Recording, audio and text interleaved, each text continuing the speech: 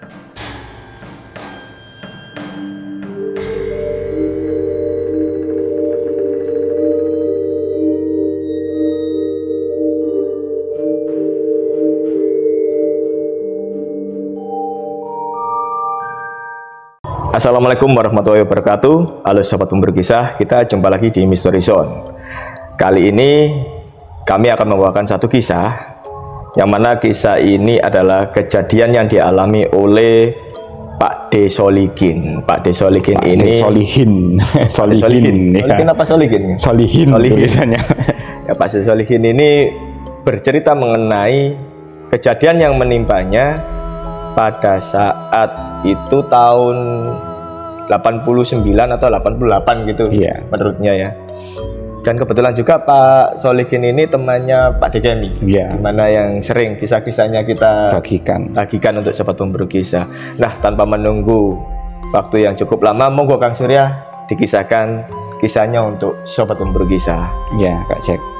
Jadi Pak D. Solihin ini dia itu sama seperti Pak Dekemi, juga salah satu mata pencahariannya itu sebagai pedagang keliling. Tapi kalau Pak Dekemi kan mungkin identik dengan penjual es yang selama ini kita kisahkan ya.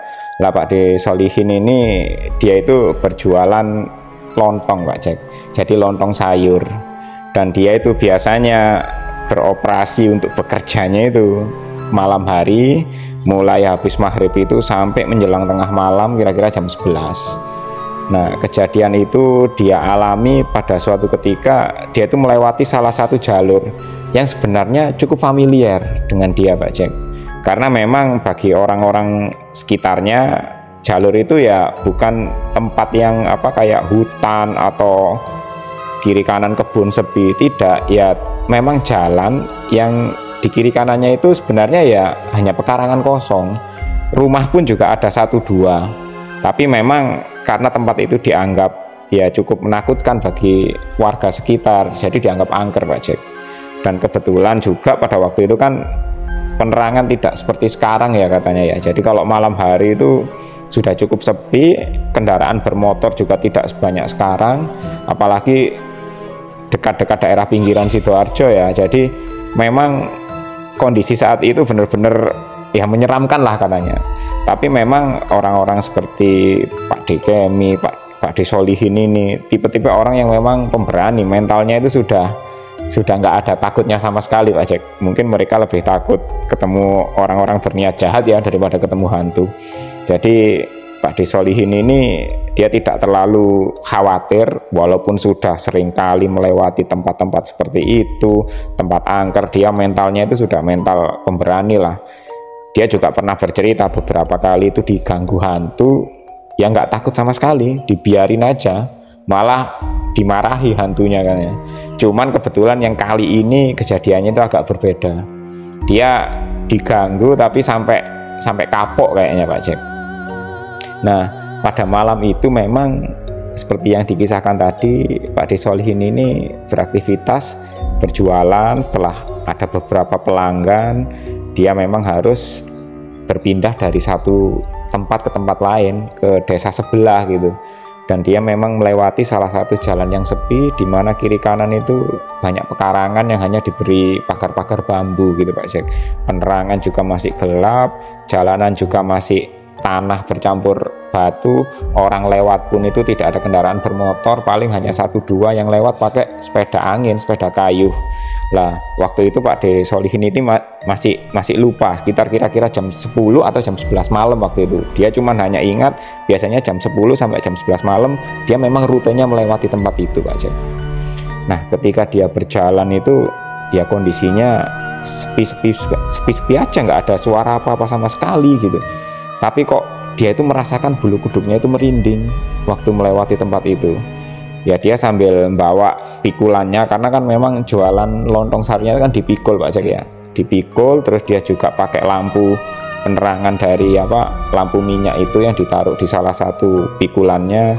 Dia itu tetap berjalan sambil lihat kiri kanan, khawatirnya ya mungkin kesandung batu atau apa, karena kondisinya gelap, satu-satunya penerangan ya hanya dari pikulannya itu, Pak Jack. Gak lama kemudian dia itu merasa ada perempuan yang memanggil. Pak tumbas, Pak beli gitu. Nah ini Pak Disolihin ini merasa suara itu kok sepertinya itu sayup-sayup gitu ya, padahal di kiri kanan rumah itu sudah cukup jauh Pak Jack. Terakhir kali dia melewati rumah sebelum pekarangan sepi itu kondisinya tutup, lampunya juga padam, hanya dibiarkan lampu pijar 5 watt di terasnya itu aja. Nggak mungkin lah kalau orangnya tahu-tahu keluar, karena dia memang setelah melewati rumah terakhir dia itu nggak terbiasa untuk, ya dalam artian itu menawarkan jualannya. Mungkin kalau penjual sate kan dia kan berteriak sate gitu. Nah kalau Pak Disolihin ini ya orang-orang sudah paham betul, dia kalau lewat itu memang jam-jam sekian dan ada tempat mangkalnya. Dia jarang mangkal di kayak memanggil tiap lewat rumah manggil-manggil, dia nggak pernah. Biasanya dia itu ada kayak pertigaan, katanya dia mangkal di situ. Ada kayak pos kamling, dia mangkal. Terus ada kayak saluran air yang di atasnya ada kayak semacam tembok-tembokan dari dari pasangan bata, dia mangkal di situ. Atau bahkan paling ekstrim katanya Pak Disolihin itu di mana di situ ada lampu penerangan, ya dia berhenti, dia mangkal. Lah tumben ini kok ada orang manggil, padahal biasanya target selanjutnya dia itu mangkal di salah satu pertigaan desa kampung depan gitu. Wah ini ada orang manggil ya, mungkin rezeki lah.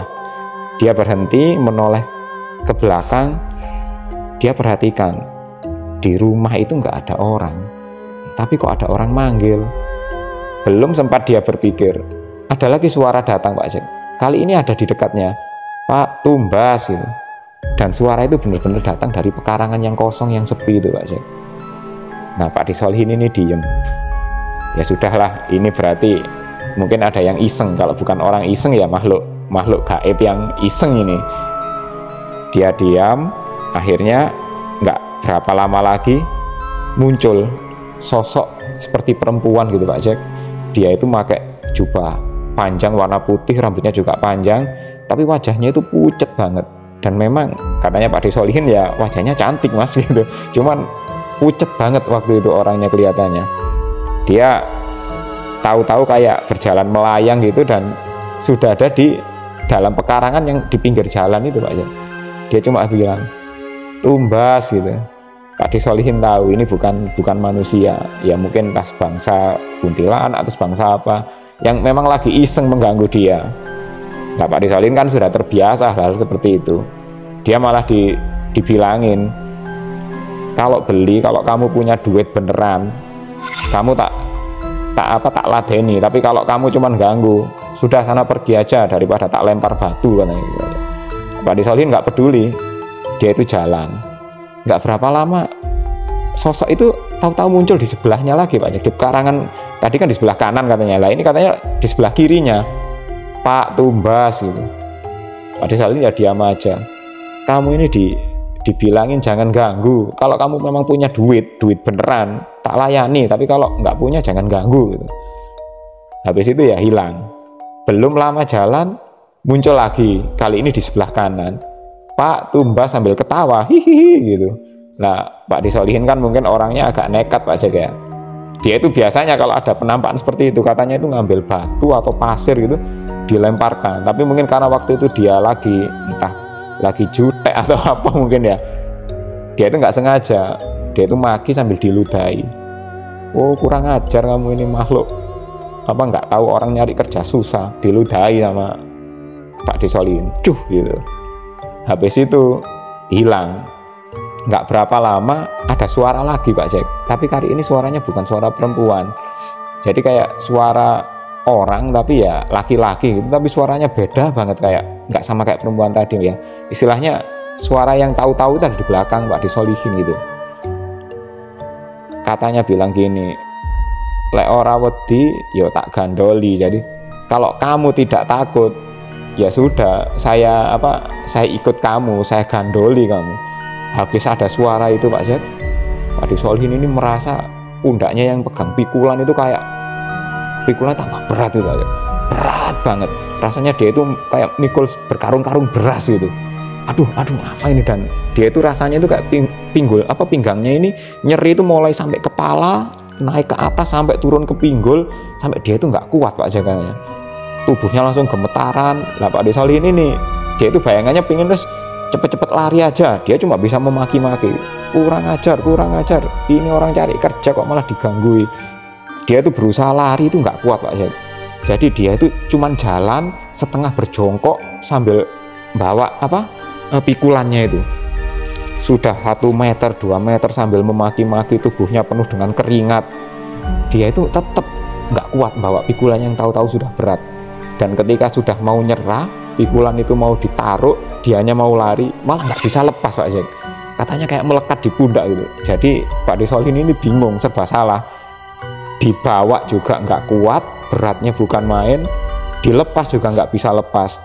Nah di saat seperti itu Pak Desolihin langsung, ya mungkin entah ingat atau apa gitu ya, dia itu kayak langsung teriak, "Mbah kapok, mbah kapok, mbah ampun gitu." Terus itu entah dia berdoa entah apa gitu. Habis itu suaranya berubah lagi Pak Jack.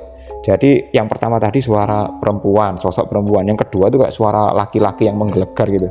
Yang terakhir itu suaranya bocah-bocah kecil ketawa-tawa Pak Jack. Banyak gitu. Dan habis berteriak, "Mbah ampun, mbah kapok" gitu. Pak Desolihin ini sambil setengah kecapean, setengah sadar, mungkin kecapean karena bawa beban berat. Dia itu ngelihat ke salah satu pikulannya yang dia bawa itu banyak itu anak-anak kecil itu Pak Jack. Ya dia itu bukan anak kecil, posturnya itu memang seperti anak kecil, tapi ukurannya itu kecil, mungkin ya sebesar anaknya kucing gitu Pak Jack. Jadi kayak banyak bocah-bocah kecil itu yang ya waktu itu Pak Desolihin itu bilangnya kayak tuyul gitu, tapi ya nggak tahu apa bener tuyul apa bukan. Banyak Mas, kayak tuyul itu kayak gandolan, jadi kayak bergelayut di rombongnya dia itu, di pikulannya dia itu banyak sekali yang di rombongnya. Padahal ya dia tahu betul di pikulannya dia itu kan isinya kan ada kompor sama panci ya, dan itu panas. Tapi kayaknya makhluk kecil itu nggak merasakan panas sama sekali Pak Syed. Baru setelah dia melihat sosok-sosok kecil-kecil banyak itu ketawa-tawa, Pak Desolihin mulai agak terasa, kakinya sudah nggak gemetar lagi, beratnya sudah mulai ringan lagi. Dia mulai mungkin ngesot atau merangkak gitu Pak Jack ya, sedikit demi sedikit sampai akhirnya melewati pekarangan yang nggak terlalu jauh itu. Dia sampai ke salah satu rumah, di situ ada penerangan, berhenti di depan pagar temboknya itu, berhenti sambil terengah-engah. Pikulannya ditaruh, dan Pak Desolihin benar-benar, wah, baru kali ini aku dikerjai hantu. Kalau dalam artian hanya diberi penampakan, ditakuti, dia memang nggak pernah takut. Tapi kalau dikerjai seperti ini, waduh kapok katanya dia. Jadi itu kisahnya Pak Desolihin Pak Jack di zaman susah itu kayaknya dulu Pak Jack ya. Iya Kang Sir ya, zaman dulu itu kan memang banyak penjual-penjual yang mungkin mereka itu berkeliling dari kampung ke kampung malam hari ya. Yang pasti mereka punya mental yang lebih kuat kan. Betul. Karena memang uji nyali itu Pak Jack. Sebenarnya jualan sambil uji nyali pada saat itu. Ya waktu itu kan memang belum ada atau belum banyak penerangan ya. Mungkin hanya di kota-kota, di pusat kota mungkin ya. Kalau di sudut-sudut perkampungan jarang sekali ada penerangan pada saat itu. Dan pada tahun-tahun itu ya banyak sekali cerita-cerita urban legend yang beredar atau mungkin dialami oleh orang-orang pada saat itu. Oke, terima kasih Sobat Pemburu Kisah telah menyimak kisah hari ini, kisah dari Pak Desolihin. Dan jangan lupa untuk tetap dukung kami dengan like, share, tinggalkan komen di bawah, serta ikuti terus kisah-kisah kami selanjutnya. Assalamualaikum warahmatullahi wabarakatuh. Bye-bye.